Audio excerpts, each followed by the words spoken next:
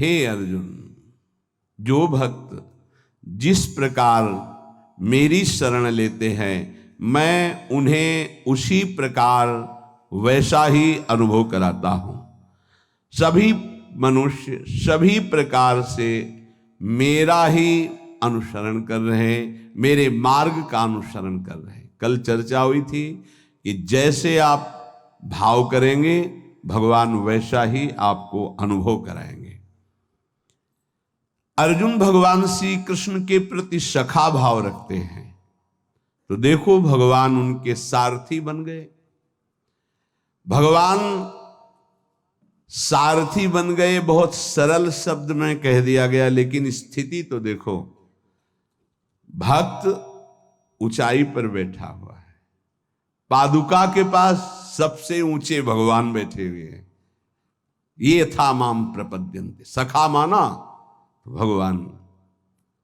सखा सोच बल त्यागहु मोरे, सब विधि घटब काज में तोरे। जो भगवान कहते हैं वो करके दिखाते। घटब, कितना घट गए। ध्येयम सदा परिभवनम अभिष्ट दोहम तीर्थास्पदम शिव विरंच नुतम शरण्यम। वो भगवान वहां बैठे जा अर्जुन जी की पादुका है। क्या सब विधि घटब काज में तोरे। ऐसा कौन स्वामी होगा जो अपने सेवक के लिए ऐसे उतर जाए, घट जाए, अपनी महिमा से उतर जाए। कभी रोना नहीं आता किसी को। मेरे साथ प्रभु कितनी कृपा कर रहे हैं, कभी रोना नहीं आता है। कैसा कपटी संसार है। गुरुदेव अपनी महिमा से उतर करके, नीचे उतर करके हमारे जैसे बनकर हमसे संभाषण करते हैं, हमें प्यार दुलार शासन करते हैं। कभी एकांत में किसी को गुरु के प्रति रोना आया? मोटे मोटे आंसू सामने गिरते देखते हैं अपनी वासना की पूर्ति के लिए, अपने मन की शांति के लिए, हमारे मन को सुख मिले बस। कभी ये रोते कि अहो कृपालु करुणा में आपका कैसा स्वभाव है, हे स्वामिनी आपका कैसा स्वभाव है। कभी ऐसा नहीं। विश्वामित्र जी भगवान के प्रति शिष्य भाव किया तो भगवान शिष्य बन गए। अगर थोड़ा भी विलंब पुष्प लाने में हुआ तो भगवान डर रहे थे कि गुरुदेव की संध्या पूजा में विघ्न न हो जाए, गुरुदेव की जो सेवा में थोड़ा भी समय लगा तो डर गए भगवान। शिष्य भाव, जैसा भगवान के प्रति भाव करोगे वैसा ही भगवान आपके सामने आ जाएंगे। अनंत ब्रह्मांड भगवान ने ही अपने आप से ही रचा है। कितना विलक्षण भजन का प्रभाव होता है कि अनंत ब्रह्मांडों का स्वामी आप जो भाव करोगे वैसा आ जाएगा बन के। अगर आप भगवान को भोग रूप में चाहेंगे तो भोग रूप में भी आ जाएंगे। ऐसा ही है, बड़े कृपालु हैं। जिस रूप में आप चाहेंगे भगवान आ जाएंगे। आप आज भी जो कामना करते हैं ना, मेरे भगवान ही आपकी पत्नी बने हुए हैं, पुत्र बने हुए हैं, आपका परिवार बने हुए, आप पहचान नहीं पा रहे हैं। जो हम कामना करते हैं ना कि आज ये, तो भगवान वही बनकर आ जाते हैं, वही पदार्थ बनकर आ जाते हैं, वही व्यक्ति बनकर आ जाते हैं, वही वस्तु बनकर आ जाते हैं। यद्यपि भगवान ही हैं, दूसरा कोई नहीं है। वही अपने आप को प्रकट किए हैं। उपनिषद में आता है एकाकी न रमते। खेलने की इच्छा हुई तो दूसरा कोई हो तो खेले, तो अपने आप को इतने रूपों में खेल में फैला दिया। एकाकी न रमते। भगवान ने अपने एकोहम बहुश्यामा, मैं ही बहुत रूपों में हो जाऊं, और वो अपने आप से अपने आप में खेल रहे हैं। तीन खेल हो रहे हैं यहां प्रगट में। एक हो रहा है सृष्टि का सृजन बराबर चल रहा है, सृजन भी बराबर चल रहा है, पालन भी बराबर चल रहा है, संहार भी बराबर चल रहा है। सृजन होता जाता है, पालन होता जाता है, संहार होता जाता है, सृजन होता जाता है, पालन होता, संहार, ये बराबर लीला चल रही है। किसका सृजन? अपने आप से अपने आप का सृजन। किसका पालन? अपने आप से अपने आप का पालन। और किसका संहार? अपने आप से अपने आप के ऊपर संहार लीला, किसी और की नहीं है, वही है। आप भी वही हैं, पर नहीं समझ पा रहे। भगवान ने कहा यथा तथा, अर्थात मुझे जैसे बसता मैं वैसे, ये यथा माम प्रपद्यन्ते तास तथैव, यथा तथा। भाव और लगन, जिस तरह की आपकी लगन है और जिस तरह का भाव है, वैसे ही भगवान अनुभव में आते हैं। जब आप घोर विषय चिंतन करते हैं तो भगवान विषय रूप में आ जाते हैं। गाढ़ चिंतन विषय का तो विषय रूप में आ जाते हैं। सलाह दे देंगे आपको, देखो ये विषय जो मैं ही हूं, इसको प्राप्त करना है तो ऐसे चलो, ऐसे प्राप्त करो। वो भले आप निषिद्ध चिंतन कर रहे हैं, जब ज्यादा हठ करेंगे तो आपको वही सलाह देने लगेगा हित। आप ऐसा करो, ऐसे से ऐसा कर लो, ऐसे से ऐसा कर लो। और जब पिटाई होगी तब आपको फिर उपदेश करेगा, कहा था नहीं, नहीं माने तो सलाह दी थी, अब मान लो। हित का बड़ा ही कोमल स्वरूप है।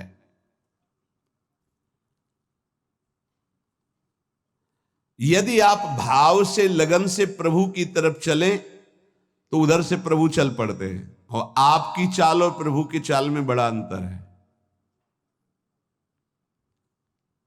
त्रिभुवन में सबसे तेज गति चलने वाला मन है, वायु से भी अत्यंत वेगवान मन है।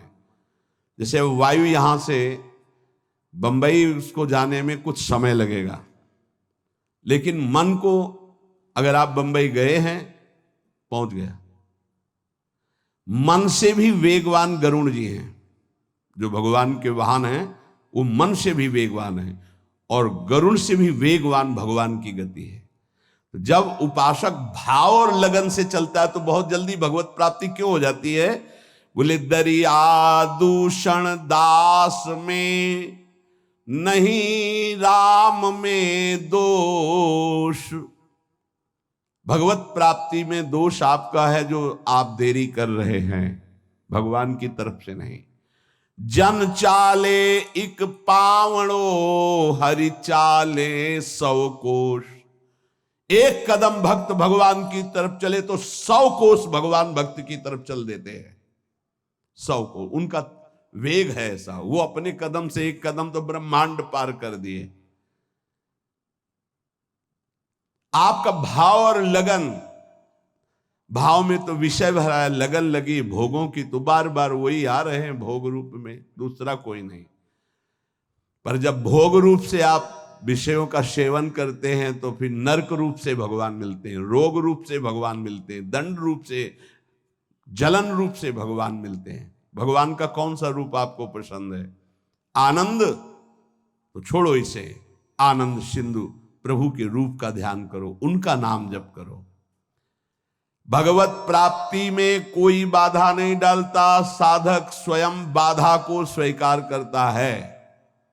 क्योंकि भगवत प्राप्ति के लिए जो तुम्हें समझ दी गई है उसका प्रयोग नहीं कर रहे।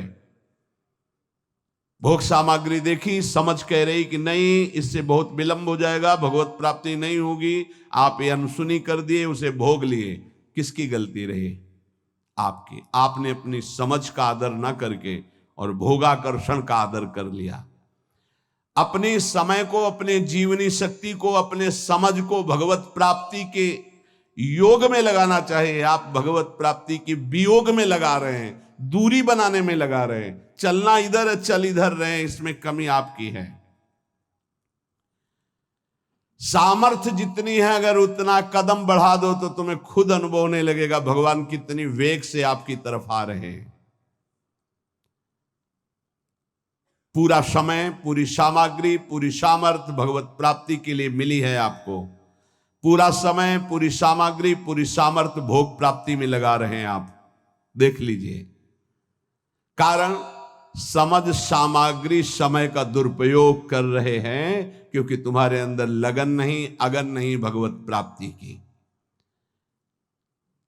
भक्ति किसी साधन विशेष से नहीं प्राप्त होती, कर्मों से नहीं प्राप्त होती, भगवान की पूर्ण शरणागति से होती है। कई बार इनकी चर्चा हुई, पूर्णता कैसे होती है। हे हृदय से प्रभु की शरण, यदि परमार्थ में उतरे हो तो चैन नहीं है। यहां दरस बिन दुखन लागे नैन, जब से तुम बिछुरे पी प्यारे कबो न पायो चैन। बेचैनी बढ़नी चाहिए। जब बेचैनी बढ़ती साधक में कृपा से, तो वो समझता है परेशानी बढ़ रही है और उसको मिटाने के लिए भोगों में उतर जाता, खत्म। अरे वही बेचैनी तो विरह बनती है, तुम समझते कहां हो। जब आपके अंदर जलन होती, बेचैनी होती, घबराहट होती है, तो वही जाकर विरह बनती है। हा प्राणनाथ, अब जिया नहीं जा रहा आपके बिना, वही भगवत साक्षात्कार कराती है। आप समझ नहीं पा रहे, आपको लग रहा है मेरे साधन में कमी हो गई जो बेचैनी बढ़ रही। यही साधन की परिपक्व अवस्था है जो बेचैनी बढ़ रही। प्यारे समझिए, आपका हृदय तो जलता है, आप में जो अशांति सी महसूस हो रही है, अभाव सा महसूस हो रहा है, ये कृपा हुई है आपके अंदर। यही अभाव आपके अंदर ऐसा भाव पैदा करेगा कि आप चिल्ला चिल्ला कर रोने लगेंगे, प्रियाजू अब रहा नहीं जा रहा, सहा नहीं जा रहा, अब आ जाइए। बन गई बात। जहां आपके अंदर ऐसा भाव आया, बेचैनी बढ़ी, तो आप उसको चैन प्राप्त करने के लिए भोगों का चयन कर लेते हैं। बस गई वो। बोले अब थोड़ा, कल किसी ने कहा था कि आपके कथनानुसार मैं जब चलता हूं तो भारी घबराहट पैदा हो जाती है, और जब हम आपकी हर बात छोड़ देते हैं तो एक तसल्ली से मिलती है और शांति मिल जाती है। क्या शांति मिल जाती? मन। अब विषय भोगने को मिलेगा, अब स्वतंत्रता मिल गई। अब और जहां अनुशासन में वो जलता है कि मेरी हर वासना की आपूर्ति हो जाएगी, आप समझ नहीं पा रहे। वो जो आपके अंदर बेचैनी, वो भगवत प्राप्ति के लिए योग्यता पैदा कर रही है आपके अंदर, पर आपको वो नहीं चाहिए। इसलिए विषय सेवन में शांति लगती, त्यागात शांति, वो कह रहा विषय भोगों में शांति मिल जाती है। यही बुद्धि की बात है, बहुत खराब बुद्धि हो चुकी। दास्य, सख्य, वात्सल्य, माधुर्य, ये जितने भाव है पहले इनके शरणागति पुष्ट होनी चाहिए। भगवान सब कुछ आपको दे देंगे, पर पहले शरणागति पुष्ट होनी चाहिए। अगर आपने अपने आप को श्री भगवान को दे दिया तो श्री भगवान अपने आप को आपको दे देंगे। सौदा बहुत सस्ता है। हमने अपने आप को तो भोगों में दे रखा है। अगर हम अपने आप को श्री भगवान को दे दे, श्री भगवान हमें अपने आप को दे दे, कितना सौदा सस्ता है। अगर शरणागति पक्की हो गई तो भगवान त्रुटियों की तरफ नहीं देखते। राहत न प्रभु चित्त चूक किए की, करत सुरत सौ बार ही की। प्रभु उसके हृदय की बात देखते कि मेरा शरणागत हो गया, सैकड़ों त्रुटि हो जाए तो भी ध्यान नहीं देते। कितनी कृपा है। जैसे पीछे आपने सुना था कि भगवान कह रहे हैं मेरे जन्म कर्म को दिव्य मानने वाला पुनर्जन्म को प्राप्त नहीं होता। ऐसे ही मैं प्रभु का हूं, प्रभु मेरे, उसका पुनर्जन्म नहीं होगा। शरणागति का शुद्ध स्वरूप। हमारे माई श्यामाजू को राज, मेरी श्यामाजू मैं श्यामाजू का, ये सूत्र समझ लो। प्रभु को अपना मानने वाला, अगर उससे त्रुटियां भी होती तो प्रभु नहीं गिनते। जन अवगुण प्रभु मान न का, उसको भगवत प्राप्ति हो जाएगी। मैं प्रभु का, प्रभु मेरे। बस किसी भी दबाव में आकर बीच में तीसरा नहीं हो जाना चाहिए। मैं प्रभु का, प्रभु मेरे। फिर मैं प्रभु का ये भी विस्मरण हो गया, केवल प्रभु मेरे। चाहे समझ में आए या ना आवे, इतना समझ लो, संसार का कोई भी संबंध, कोई भी शरीर, कोई भी वस्तु स्थायी नहीं है, कोई भी पद। लेकिन ये बात सदा तुम्हारे अंदर स्थायी बनी रहेगी, मैं प्रभु का, प्रभु मेरे। अगर आ गई है, शरीर छूटा किसी भयानक अपराध से, अगर फिर जन्म हुआ तो ये बना रहेगा, मैं प्रभु का, प्रभु मेरे। और ये आपको परम पद प्राप्ति करा देगा। अवश्य अवश्य भगवत प्राप्ति हो जाएगी। तो अगर भगवान से कोई दुश्मनी कर ले तो उसे भगवत प्राप्ति हो जाएगी, द्वेष कर ले तो भगवत प्राप्ति हो जाएगी, क्योंकि प्रभु से ही तो जुड़ा है वो। भगवान को गाली दे, अपमान करे, नास्तिकता, बिल्कुल भगवान से बैर माने, उसे भगवत प्राप्ति हो जाएगी। यहां की जैसा कहा कि जैसे भक्त भजता है मैं वैसे भजता हूं, तो वो वैर से भजेगा तो वैर से ही सही, पर भगवत प्राप्ति तो हो जाएगी ना। बोले नहीं, भगवान ने एक शब्द कहा है, ये यथा माम प्रपद्यन्ते, प्रपद्यन्ते माने शरणागति, शरण में, मेरी शरण में होकर जैसा भाव करता मैं वैसा अनुभव कराता हूं। तो वो जो भगवान की निंदा करता है भगवान की शरण में थोड़ी है, उसको तो नरक की प्राप्ति होगी। बोले शिशुपाल ने भी तो निंदा की थी, तो रात दिन भगवदाकार वृत्ति रहती थी उसकी, उसे उठते बैठते चलते फिरते कृष्ण ही नजर आते थे। कंस ने भी तो द्वेष किया, तो उसको दाल में जीरा भी कृष्ण ही नजर आते थे, जिधर दृष्टि डालता कृष्णाकार वृत्ति थी उसकी। ये छोटे मोटे बैर वालों को यमराज ठीक कर देते हैं, उनको भगवान को नहीं अवतार लेना पड़ता। ये जैसे ना कि भगवान की निंदा कर रहे हैं, भगवान की अवहेलना कर रहे हैं, नास्तिकता कर रहे हैं, इनके लिए शासन विभाग है यमराज, वो अच्छी धुलाई करके। देखो यहां चाहे जितना आप अपने को बलवान समझें, कंबल डाल के कुटाई होती जेल में। एक हमें मिले थे जेल में, तो उन्होंने कहा था कि वो जो पुराने कैदी हो जाते हैं वो वहाँ के शासक की तरह हो जाते हैं। तो जैसे कोई ज्यादा उद्दंडता करता है ना, तो फिर कंबल उड़ा के और फिर उनकी पिटाई होती है। तो यहाँ तो कंबल उड़ा के होती, वहाँ तो बहुत ही दुर्दशा होती, क्योंकि इस शरीर का तो वहाँ महत्व है नहीं पंच भौतिक। वहाँ एक नया शरीर मिलता है जिसका नाम यातना देह, वो मरता नहीं है, उसमें केवल दंड भोगना होता है। तो कह रहे हैं ऐसे लोगों के लिए तो यमराज ही काफी हैं। ये तो उनके लिए जिनकी हर समय कृष्णाकार वृत्ति में द्वेष हुआ है। जो भगवान का आश्रय अंदर से लेकर के भगवद आचरण करता है, वो भगवान का भक्त होता है। और भगवान प्राणी मात्र के परम सुहृद हैं। जो भगवान से वैर द्वेष रखा, उन्होंने केवल भगवान से ही रखा। शिशुपाल ने कभी और किसी को गालियां नहीं दी, केवल भगवान को दी। और गालियां भी कैसी देता था, कोई गंदी बात थोड़ी कहता था। ये कृष्ण ये ऐसा क्यों बोल रहा है? क्योंकि भगवान ने इसे आदेश किया है कि हमसे द्वेष करो।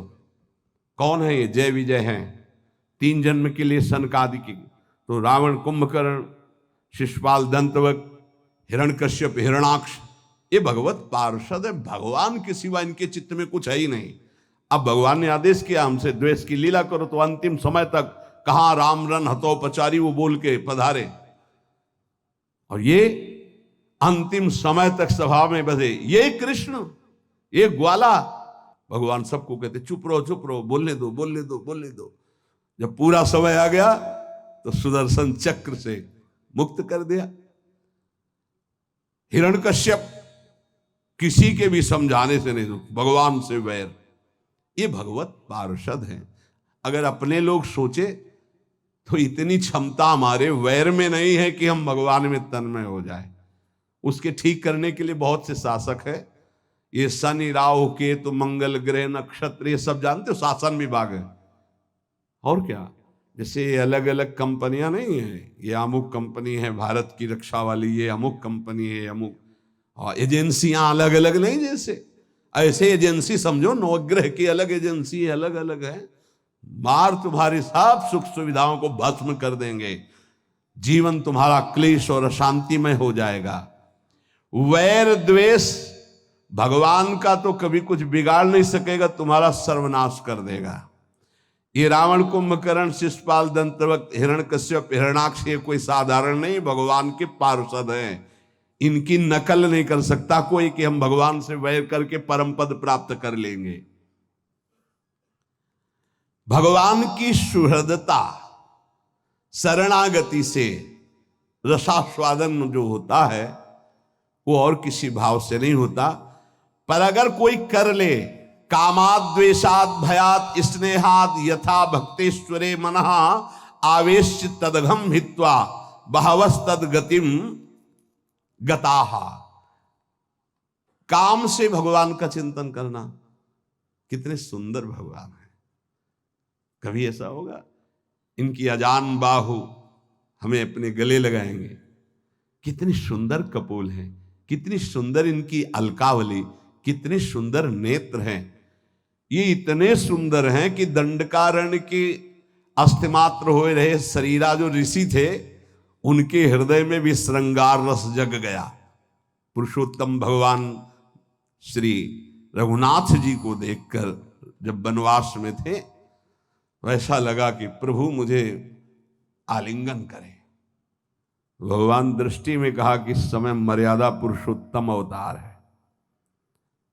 उस श्रृंगार रस में भर गए थे सब ऋषि भगवान की उस सुकोमल भुजा देख करके, वो सौंदर्य रूप देख कहा कृष्णावतार, कृष्णावतार। वो सब गोपी बने आके। जब सियाजू का ब्याह श्री राम जी से हुआ तो मिथिला की जितनी सखियां थी सब सिया जी के सौभाग्य की सराहना कर रही थी। ऐसे दूल्हा, वैसे ही सुंदर दूल्हा रूप महाराज, जिधर दृष्टि जाए वह उधर ही सबको चित्त को चुरा ले। तो सियाजू की सब सखियां कोई बोल तो पाई नहीं, पर सबके मन में था कि क्या कभी ये हमें अपने हृदय से लगाएंगे ऐसे, क्या कभी हम इनका साथ प्राप्त कर पाएंगे। जो सियाजू को सौभाग्य मिल रहा है मैं इनकी सखी हूं क्या। तो राम जी दृष्टि से देख के इशारा करते कि इस समय मर्यादा पुरुषोत्तम अवतार है, एक हमारा अवतार होगा द्वापर में लीला पुरुषोत्तम प्रेम में। आओ सबको निमंत्रण दे, आओ वहां आपकी हर चाह पूरी होगी। दृष्टि से देखना, मंद मुस्कुरा देना, बाहु प्रसार परिरम, आओ आलिंगन ही नहीं परिरमन, गाढ़ आलिंगन, नृत्य, उच्छिष्ट का पान करना, अधरामृत का पान करना है। जिस समय भगवान रास मंडल के अंतर ध्यान होने के बाद जब प्रकट हुए तो गोपीजन ने एक चूनरी डाल दी अपनी चूनरी के ऊपर चूनरी। जब उस पे बैठे तो सुखदेव जी कह रहे ओहो, साधना से परम पवित्र किए हुए बड़े बड़े योगींद्र मुनींद्र अपने हृदय में जिनका ध्यान धरने की चेष्टा करते परीक्षित, वो भगवान गोपियों की ओढ़नी पर बैठे।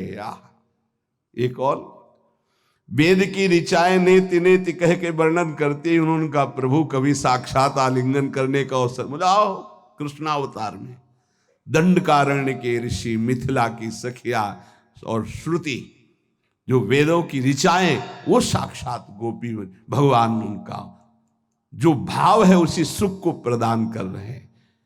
किसी भी तरह से भगवान काम और द्वेषाद, द्वेष भी ऐसा कि केवल भगवान से हो, बस दूसरा नहीं। इतनी अनन्यता तुम्हारे द्वेष में हो, दूसरे से द्वेष नहीं, केवल भगवान से। कामाद द्वेषात भयात, भयभीत होकर के भगवान का चिंतन होना। स्नेहाद, प्रेम से, सौहार्द से, किसी भी तरह से यदि भगवान में मन लग जाए, काम से, द्वेष से, भय से, स्नेह से, किसी भी संबंध से, तो कह रहे हैं वो सारे पाप नष्ट करके वो चिंतन भगवत प्राप्ति करा देता है।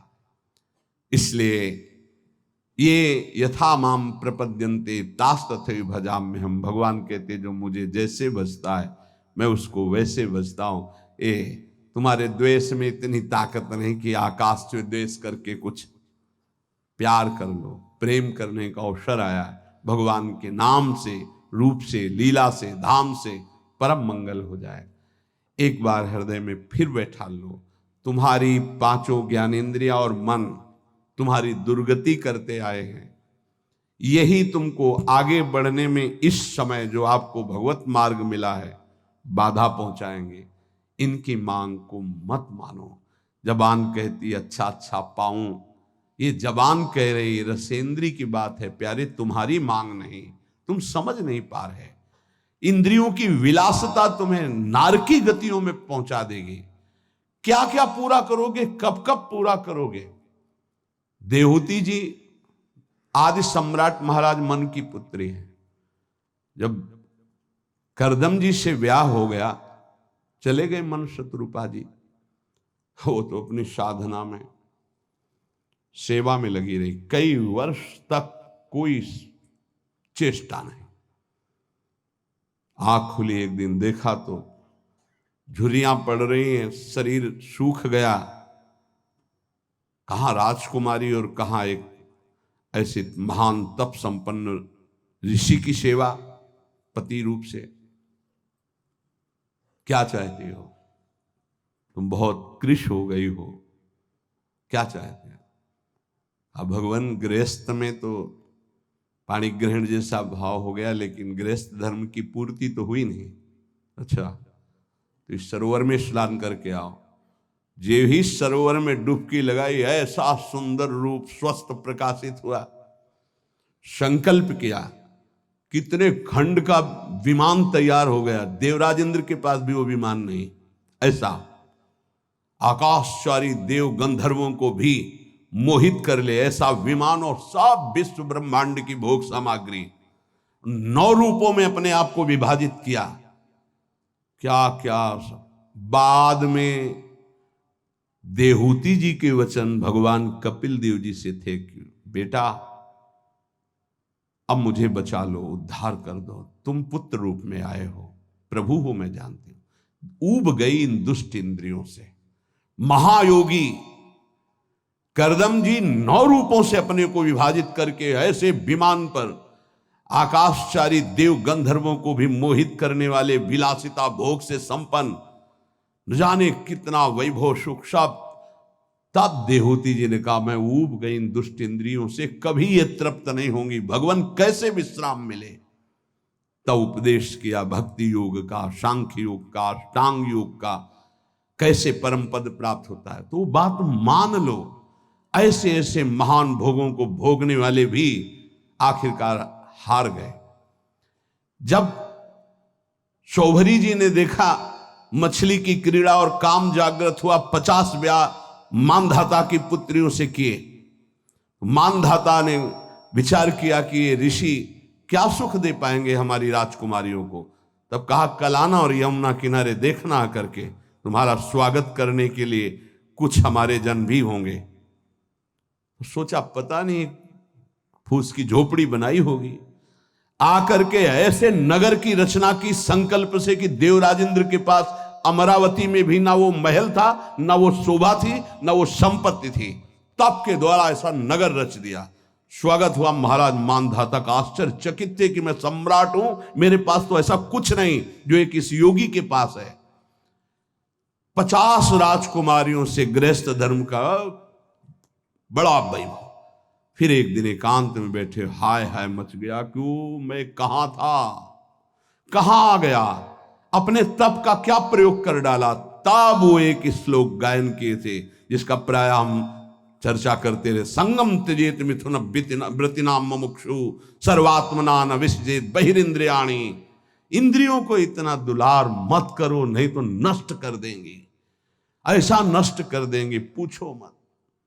बहुत दुर्दशा होती है इन इंद्रियों की। छोटे छोटे बच्चों को त्याग करके, उनकी हत्या करके, फिर अपनी इंद्रियों की विलासता में उतर करके बढ़ना, ये सब क्या हो रहा है। इंद्रियां कितनी निकृष्ट होती चली जा रही हो। हम साधक होके, भगवत मार्ग के पथिक होके, जान करके अगर इंद्रियों को दुलार करेंगे तो प्यारे कोई नहीं बचा पाएगा। ये माया रौंद देगी। इसलिए प्रार्थना है जितने से भगवत भजन न छूटे उतना तो दुलार करो।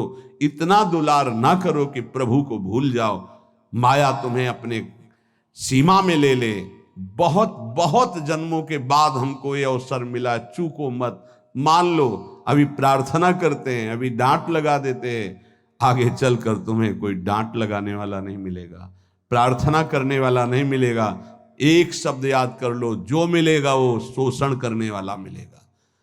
मां जैसा दुलार, पिता जैसा शासन हमारे भगवान स्वयं प्रकट होकर करते हैं। वो हमारे गुरुदेव होते हैं। अनंत माताओं का प्यार, अनंत पिताओं का शासन वही कर। अगर अब ना उद्धार हुआ, अब ना कल्याण हुआ, तो भगवान जाने किस युग में ये अवसर आएगा। छोड़ दो ये बातें। 5 ज्ञानेंद्रियों की मांग को अपनी मत मानो। नाम जप करो, जैसे बने वैसे अग्नि जो अंदर जल रही उसको सह जाओ। यही तुम्हारे लिए आगे उत्थान का कार्य। आप समझ नहीं पा रहे। स्कूल में पढ़ते थे जब बच्चे थे, एक चैप्टर आया था, आप लोगों को अगर पढ़ाई में आया हो, पता नहीं बदल गया, जेम्स वाट। एक जेम्स वाट नाम का बालक, जिसको निकम्मा समझा जाता था घर में, वो एक दिन बैठा था, देखा कि एक बटलोई चढ़ी थी और उसके ऊपर ढक्कन रखा था, नीचे से भाप ऐसे करके ढक्कन को उठा देती। उसने फिर वजन रखा, फिर भाप बनी और उठा दी, फिर वजन और बढ़ा के रखा, वजन बढ़ाता गया, भाप उसको उठाती गई। उसी ने इंजन की रचना की थी, जेम्स वाट। आप इसका भाव समझ पा रहे हैं हम क्यों उदाहरण दे रहे हैं। जब आपके अंदर अग्नि पैदा हो रही है, जलन पैदा हो रही, तो आपके जीवन को भगवान की तरफ ले जाने वाले पावर को उठा जागृत कर रही। तुम विचलित होकर उसे विषय भोगों से पुनः शांत कर देते हो। उसे शांत नहीं करना, उसको और बढ़ाना है। आग को जितनी बढ़ जाएगी उतनी जोर से अध्यात्म की तरफ आप चलोगे। उल्टा मत चलो, उल्टा मत सोचो। ये आग समन का अवसर नहीं, आग बढ़ने का अवसर है। आग बढ़ने दो, वही तेजस्वी बनाकर तुम्हें अध्यात्म की ऊंचाई पर चढ़ा देगी। उस बात से अनुभव किया कि भाप में कितनी ताकत है। अगर ये भाप मिले तो बहुत बड़ा कार्य चल सकता। तो वही कोयला झोंककर भाप पैदा करके इंजन के द्वारा ट्रेन निकलवा दी, और उसको सब निकम्मा समझते थे। बस वो विचार, ये चिंतन का विषय। हमारे अंदर जो आग पैदा हो रही, कामाग्नि, क्रोधाग्नि, लोभाग्नि, उसे हम सह रहे हैं। उसको सह रहे हैं तो एक पावर बन रहा है। वो पावर आपको सीधे भगवान की तरफ बढ़ाएगा। अगर आप उसको बुझाने में लग गए तो वो इधर आध्यात्मिक शक्ति क्षीण हो जाएगी और भोगा शक्ति बढ़ जाएगी। ये अनुभव की बातें हैं। आप इसको सहना सीखें, मिटाने में काम नहीं बनेगा। सह करके प्रभु की प्राप्ति हो जाएगी। सहना सीखो, सहना हमारा परम धर्म है। सहन कर गए तो महात्मा, टूट गए तो विषयात्मा। और फिर हमें पता नहीं ये अवसर जो मिला है कब मिले। इसलिए सावधान, सत्संग को सुनो और उसका मनन करो, उसको जीवन में उतारो, तभी लाभ मिलेगा। नहीं रोज सत्संग हो रहा है और अगर आप सुनेंगे नहीं तो 1 घंटा 1.5 घंटा बैठ लिए, फिर वही मनमानी चिंतन ठीक नहीं। हर समय नाम जप करो, हर समय अपने इष्ट की प्राप्ति की लगन रखो। मुझे प्रिया प्रीतम चाहिए। हम कह रहे मांग रहा है मन विषय, लेकिन आप झूठे से शुरू करो, मुझे प्रिया प्रीतम चाहिए। ए मन, मुझे प्रिया प्रीतम चाहिए। अभी आनंद का अनुभव होने लगेगा। यही मांग सच्ची हो जाएगी। झूठा खेले साचा हो।